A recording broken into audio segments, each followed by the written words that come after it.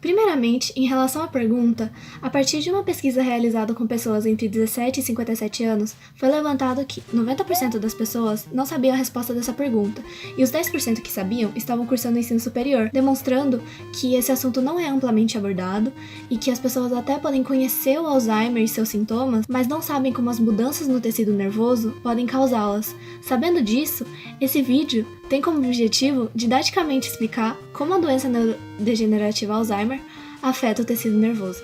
O Alzheimer é uma doença progressiva, degenerativa, lenta e irreversível, e possui como principal sintoma problemas na memória e também em outras funções intelectuais.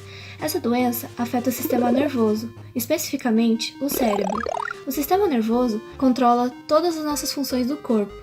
Ele é responsável por coisas como movimentos voluntários, involuntários, como funções de órgãos, o nosso raciocínio e até as nossas memórias. Portanto, a degeneração do sistema nervoso causa também consequências para todo o resto do nosso corpo.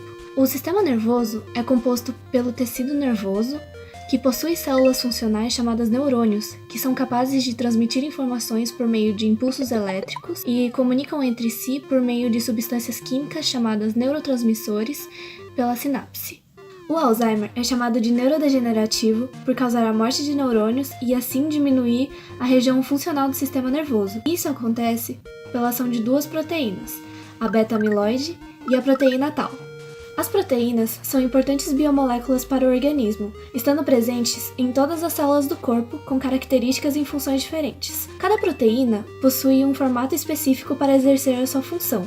Quando fora desse formato, pode formar príons, que são proteínas com formatos incorretos que agem como infecções, forçando também outras proteínas normais a terem esse formato errado, afetando a sua função. É esse fenômeno que ocorre com as proteínas beta-amiloide e tau, porém ainda não se sabe ao certo o porquê disso ocorrer. As proteínas beta-amiloide em condições normais são solúveis e distribuídas uniformemente pelas células.